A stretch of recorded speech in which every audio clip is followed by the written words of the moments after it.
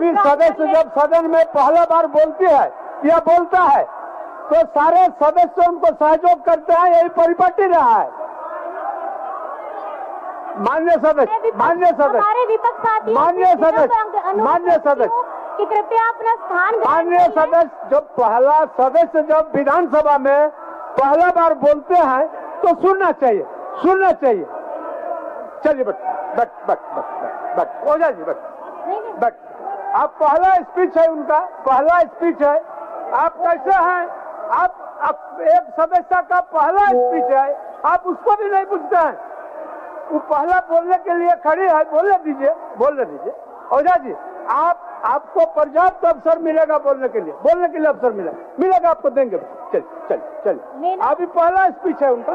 चलिए पहला स्पीच है भानु जी, पहला स्पीच है, बोलने दीजिए।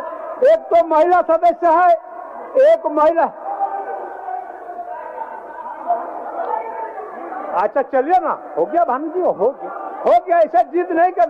अरे आप काफी समझदार सदस्य है। माननीय नेता प्रतिपक्ष, अब मैडम स्पीच है, मैडम पहली बार बोल रही है विधानसभा में, सारे सदस्य को बैठना चाहिए, सारे सदस्य को बैठना चाहिए। चलिए बोलिए मैडम, बोलिए। सर्वप्रथम मैं आपका धन्यवाद करती हूँ कि आज के इस अवसर पर आपने मुझे इस महान शक्तिशाली सदन में बोलने का मौका दिया है, और मैं हमारे विपक्ष साथियों से अनुग्रह करना चाहती हूँ, विनम्र है, मेरा प्रणाम है, कृपा करके मेरा पहला भाषण है, मैं चाहती हूँ कि अपना स्थान ग्रहण करें और मेरी बातों को थोड़ा सुनने का समय प्रदान करें। आप लोग माननीय हैं, आप लोग आदरणीय हैं। मैं इस कक्षा की, देखिए फिर हम भी जीत में आ जाएंगे, आप जिस तरह जीत कर रहे हैं ना, हम भी जीत में आ जाएंगे। ऐसा नहीं, चलिए बोल रहे हैं, मेडन स्पीच है, आप महत्व को समझिए,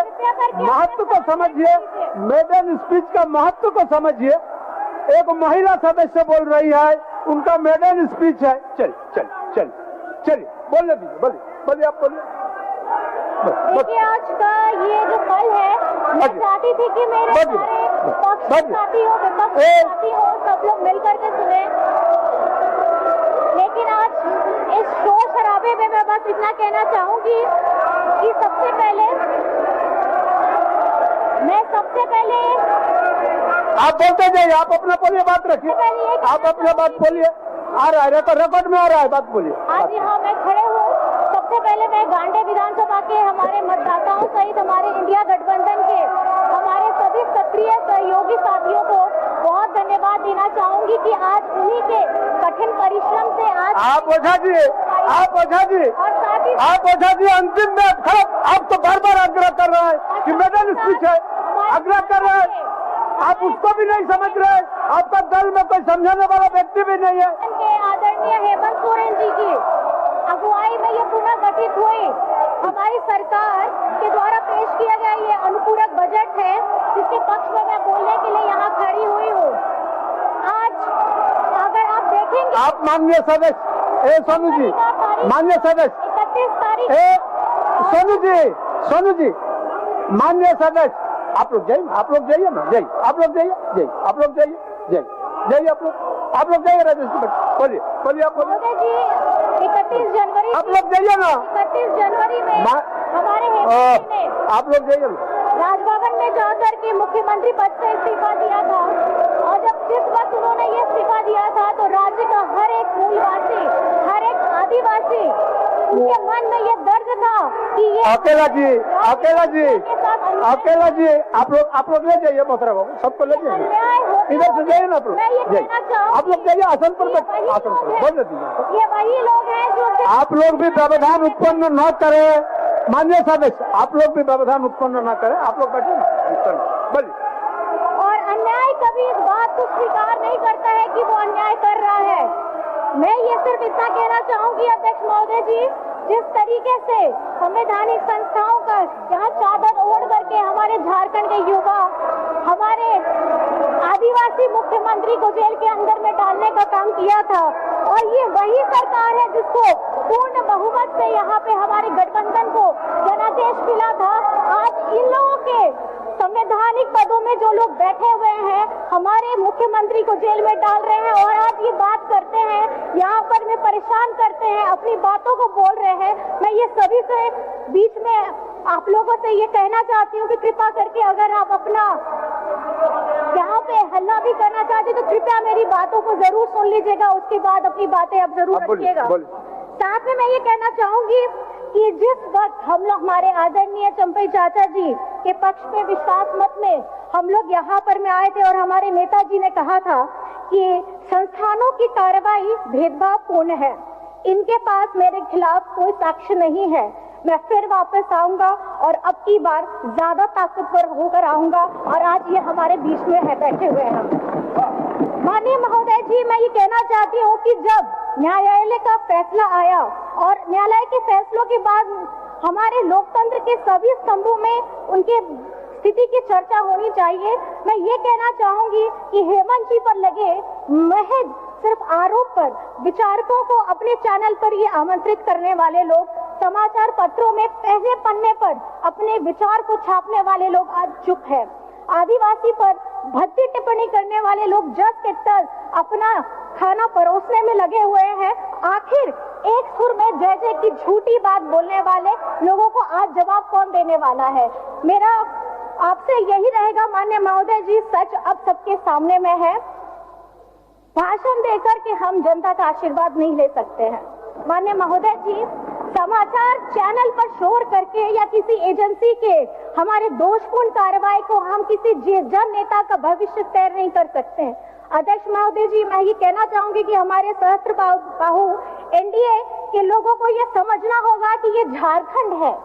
यहाँ पर मैं गुजरात की बात करके झूठा सपना दिखा करके आप वोट नहीं मांग सकते हैं। यहाँ हम काम पर वोट मांगते हैं और आज यहाँ हर एक व्यक्ति हेमंत जी के साथ में खड़ा है। तमाम अड़चनों के बाद में भी 5 महीने का तमाम अड़चनों के बाद में भी आज हमारे लोग, हमारी झारखंड की जनता हेमंत सोरेन जी के साथ में खड़ी है और आज हम अगर वोट मांगेंगे तो अपने काम पे वोट मांगेंगे और ये लोग अगर वोट मांगेंगे अपने झूठी कहानियों पर ये लोग वोट मांगेंगे। आज हमारी झारखंड की सरकार, झारखंडी सरकार हमारी बेटियों को पर्याप्त शिक्षा पहले हाउस को ऑर्डर में लाइए, ये सुनिश्चित कर रहे ऑर्डर में लाइए लोग। पहले आपका दायित्व है, नेता प्रतिपक्ष आपका दायित्व है, सबको बैठे योजना लेकर के आ रही आसन पर बैठे। इसमें कम से कम हमारे 45 लाख बहन आप भी नहीं समझ रहे हैं नेता प्रतिपक्ष जी। मेडन स्पीच है, मेडन स्पीच है, पहली बार बोल रही है, आपको सहयोग करना चाहिए। मैं ये बताना चाहूंगी कि महंगाई घटाने का आप लोग भी वादा करते आए। एक मिनट कल्पना जी, एक मिनट। नेता प्रतिपक्ष भी नहीं समझ रहा है, बोले मेडन स्पीच है, महिला है। अरे आपको कम से कम ऐसा बोलिए, क्या बोलना है बोलिए। अध्यक्ष महोदय बोलिए। जो मीठी जहर आप लोग हम लोग को देते हैं ना, आप अपने आसन से बैठ करके, और जो विलेन बनाने की कोशिश कर रहे हैं विपक्ष को, तो आप आसन पर बैठिए। नहीं, आप बैठिए। नहीं, आप बैठिए, आप आराम से बैठिए, आप आराम से बैठिए, आप आराम से बैठिए।